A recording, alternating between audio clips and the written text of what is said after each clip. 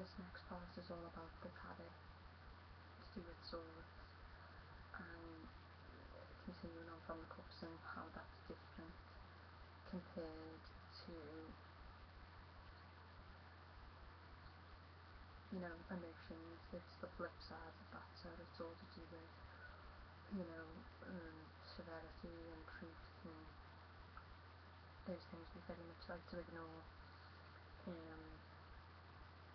So yeah, so I do want to point out that any cards you get are not bad cards. It's just that some things come into our life so that we can, you know, as a message, and sometimes it's not the best message, but if we work with the cards, then we can then get the best possible outcome. Okay, so the first card is the Ace of Swords. Over there.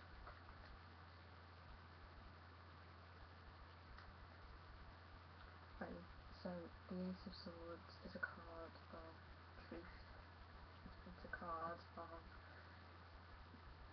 something's going to come up that relates to the truth, and you're going to have to be willing to face it, whatever it is. You know, you can see the blade held high, and you need to pay attention because something you're not expecting might come to light, some hidden truth, and you know, you might ask a reading to do it, you know, will this person cheat, and the truth will come out and it'll be that they have cheated, or it could be something to do with a business, some hidden truth in a business, or some deceit off a colleague. But again, this card is interesting because it's got a reef on it. So it's about how we handle the truth. Do we handle the truth with embitterment and resentment and seek revenge, or do we accept that actually there's an olive branch and that sometimes people do what they do for reasons, and you know, sometimes not that anyone deceiving you is wrong, or any hidden truth is right, but that sometimes we have to accept that,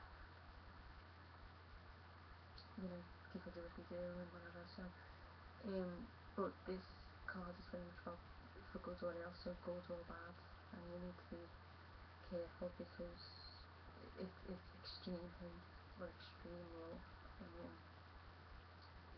but it's a crucial card, and it says, you know, cutting through to the proof, you know, and it holds no prisoners, and you know, it's just one of them. If you ask a certain question like, are they cheating or something, then it could be, yeah, they are, and that's the hidden truth, and all truth will come to light. But again, the sword is held upright, it's got the reef, and it's saying it's up to you how you want to, you know, deal with this. You know, are you going to deal with it in a fast way, or are you going to listen to that person's point of view and the reason why they did what they did? It could pertain to an earth sign, a Gemini, Libra, or Virgo, Gemini, Libra, or Aquarius, because it is the seat of Earth, but the seat of Earth is very much about logical. It could be that you feel something is being taken from you, and therefore you're seeking out the truth. But once you find out the truth, be careful how you use the truth.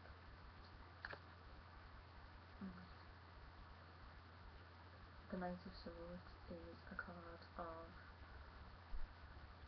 it's a young man, possibly in his 20s, Aquarius, Libra, or Gemini, who, you know, from the previous cards has found out the truth and is going to, you know, get his revenge or get his answers, and you can see that he's putting his sword in a very, in his ball sheath. He's often up for an argument, so if he feels he's been wronged, he's going to come at you with everything he's got, possibly more verbally, because it's a Gemini, you use communication, so it can be verbal aggression. But yeah, just be aware of that, and if you have done something, it's best to just, you know, be honest, be truthful, and apologise rather than, you know, go to war with a Knight of Swords, because actually Knight of Swords can be very ruthless, and you know, they will use every weakness you've got against you, so just be aware of that.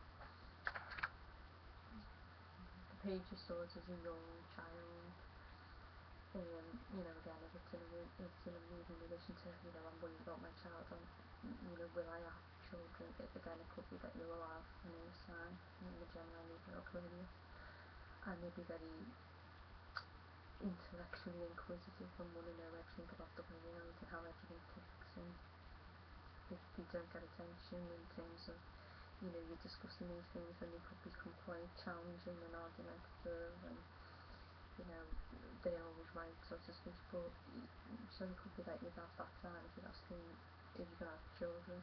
If you've got a child like that, then it's important to encourage the intellect and encourage the learning. Don't ever really use words like, oh, you think you know it all, or stuff like that. Just let them be, let them learn,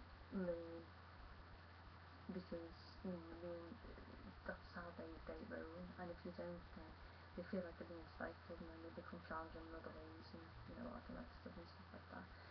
Again, if it's a brother, if it's a lover, because it could be young teenagers, the best way to relate to them is to use the mind. So anything that's history, anything that's intelligence, and that they're going to be interesting, it's best to use that really, because they're very much interested in, to think about emotion or those things really, not that they haven't got emotion, it's just they're more interested in things that that make things tick and stuff like that. The King of Swords is very much a man of intellect, logical, obviously again, so he's not going to be overly emotional if you're in a relationship with him, so just don't try, because you're wasting your time, And it doesn't mean he's beyond emotion, he's not. It just means that he's a very logical man. He believes in fairness, he believes in truth to the core, and if, for example, you could have an argument with someone who's your friend, and you might go to them and be like, oh yeah, I had this argument, and she said this and I said that, and you might go, oh, I agree with so and so, and you're like, hey, well, I'm your wife, but he doesn't care about, whether you're close to him, whether you're not close to him. He's going to go where he believes the truth is, and if he believes the truth is on the other side, he's going to say, yeah, and he's going to be truthful. He's not going to be one of those husbands who comes in, rubs your feet, and gives you cuddles and stuff like that. He's going to be more truthful. You're going to come home and the shelves will be up, and the things around the house will be done. That'll be his way of, but he's a very truthful man, and a man who will, really go very far, and who you can trust, and I can't beat that, I don't think, anyway. The Queen of Swords is a woman who, obviously in the past, has had a bad rap for being someone who's very horrible. The fact is that she's not a chick, she's been hurt a lot by the people around her, even those extremely close to her. So, as you can see with the sword, well, as you can see with the sword, she's holding it extremely high, because she's got to a point in her life where she's like, if you want to be close to me, you're going to prove yourself to me before I let you in, because obviously if people are hurt by people who aren't close to them, then that's one thing, but if someone's hurt by someone who's extremely close to them, maybe that family, lover, friends, hurt by enough people are going to become like that. And sometimes it isn't even that she's widowed, it could be that she just doesn't trust love enough to let it close to her because of the people, could be a father or somebody extremely close who's hurt them in a way such that they don't trust men, so they keep the blade high, to avoid anyone coming close. As a friend, she's a good friend. She's one of them people that she will always tell you the truth and guide you honestly. But she'll tell you the things you don't want to know, because that's just who she is. So, and a lot of people don't want to be close to that fact, because they think, but actually she's a great person, because if you value honesty in friendship, then she's someone who will want on your side, because she'll never guide you wrong. As an enemy, if she dislikes you and you're asking for advice or something, not that you would, but you could, then yes, she'd likely guide you wrong, because she'd see, when you talk onto the Queen of Swords, she can see right through you. It's like there's not any, she can see what's hidden, and you need to be careful with that, because she's always seeking out the truth, and she'll look for the truth in other forms than just what they say. She'll be looking at your eyes, she'll be looking at your body language, so, don't ever try to dupe her, but she's one of them women who bring her over to your side, and, she will be committed and stern and steady and there for you. And, she does love children and animals, but she has that fear again of getting close and then, God forbid something happens, so she can appear better with the pets or children, like maybe with the other queens where they've got pets. It's just because she feels even that at the time it's a bit lost because of the past. But again, if you're in a relationship with a Queen of Swords, you might find it difficult to get close to her.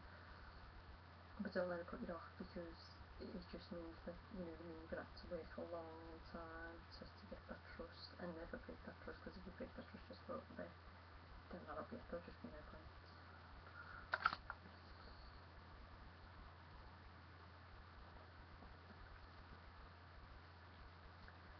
The Two of Swords is about when you've got a decision to make. It's when someone's at a crossroads and they need to make a choice about which way they want to go, but they don't really know what to do, so they just avoid the truth, they avoid making a decision, and they just sit off and hope the decision is made for them. But actually, that's the wrong approach to take, because it means that basically if you don't make a decision, then a decision will be made for you. So for example, I had to pick between two jobs recently. I didn't want to pick.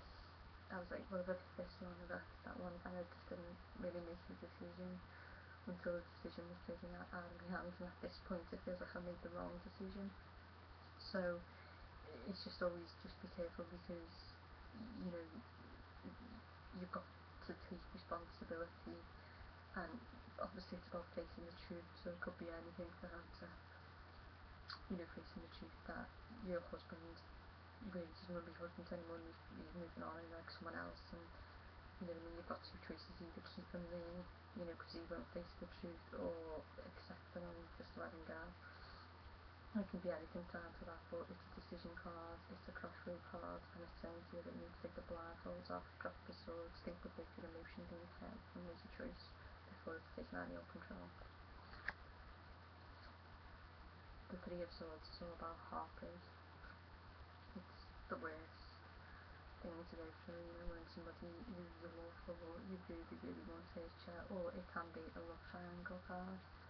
So it can mean that, you're in love with two people, or you're in love with someone who's already in a relationship, and, that person's not going to leave them, and you just have to accept them. Again, I think even unrequited love can be very hard, because we don't choose who we love, we fall in love with who we fall in love with, and, but if they're with someone else, then you just got to, you might feel pain now, but in time, that pain will go, and you're going to have to accept that. Again, it can come up when, you're just absolutely, it could be that, you're heartbroken, if it comes up in, like, say, a family reading, it could be that you've lost someone and you're heartbroken over it. If it comes up in relation to your pets, again, you might lose that pet and you're deeply heartbroken, or you might have lost that pet and feel deeply heartbroken. So it definitely comes up within the position, so in the position of the past, it'll mean that at one time in the past you was deeply heartbroken, but all things never last, they always change, everything does, and no matter how bad you feel when you're heartbroken, you have to understand that will pass and better times will come. The Four of Swords, when it comes up in relation to the health question, is saying, I don't care what you think you've got to do or whatever, it's time to rest, because you've lost all energy. The situation can wait. The swords are still there, which means, again, if it's an illness that, obviously you're still going to have to face it, but right now the only way to face it is rest. If it's a battle or a person who's giving you a hard time, again, they'll wait, and the only way actually you're going to probably defeat them is if you get some rest. Because if you don't get some rest, you're going to burn out and you're not going to be able to, you're probably going to be defeated. So again, if it comes up in relation to health, it's a serious warning sign to to stop being a workaholic and to calm down and work less. The Five of Swords is all about an enemy. So again, from the previous cards, the Four of Swords, it can mean that you've been defeated because you didn't take the time to catch your reserves and look after yourself properly, and therefore whoever it was who was giving you a hard time has defeated you. We all experience defeat in our lives, and we all lose at some point, and sometimes it's not a bad thing. There's a good old expression, sometimes to lose is to win. It's very true. But yeah, again, he's took the swords, he's won, and you can either, it could be somebody who wins temporarily, the good example of you might have won the battle but you won't win the war. Sometimes it's best just to let people win, because actually karma and all those things take care of themselves, and you might lose, and then a few years later you see that person get their comeuppance, maybe not in the same way, in a different way, but actually, despite what people say, the universe, I think, is fair, and one way or another. So if someone is around you, they're looking to cause you harm, they're looking to hurt you in some way, and they might defeat you, but rather than harp on about it and seek revenge, maybe it's better to just accept that he did defeat you at this stage. Maybe it was somebody you've been in a company 20 years, they've been in 5, and they got promotion and you never, and they did it underhandedly as well, and now they're bragging in front of your face, or something like that. So, but just let it go. The Six of Swords again is, the moving away from a period of, the seeking salvation, basically, because, the previous land leaders on have destroyed the morale and they've pulled them down. But as you can see, they're taking the swords with them, and as I said with the previous card, they need to leave the swords on the land they left, move to the other land refreshed and new, so if you're in a situation where you're thinking about moving to another country because you want to run away from your problems, but actually internally you're taking all them problems with you, then you can go to the end of the earth. In fact, you could go and live on the moon or Mars, but the fact is you're effectively just taking all that pain with you. If you're moving away from something or someone, let them go, let the thing go, and start a whole fresh new. Say, I'm going away from here because I'm going away to let it go. Don't take it with you, otherwise you might as well still be in the same place. The Seven of Swords normally indicates the devious person around you, especially if it comes up in relation to a question about someone, and it can mean that that person is gonna do something to you, and they're gonna do it right under your nose, and you're gonna be shocked when you find out. Again, the card is of, it's a camp, and he's taking all the swords, and what it could mean is that he's been on one side, he's been with an army, because it's battle, and then he's deceived them and went to the other side. Well, maybe he was always part of the other side, but he just pretended he was part of that side or whatever. But it could be a friend, it could be a lover, it could be anybody, so you need to be prepared if this comes up. But always, whenever swords are there and you're asking a question about a person, then that means that they've got the potential to deceive you, and you need to pay attention to that, because he's doing it right under your nose, and that's not a good thing.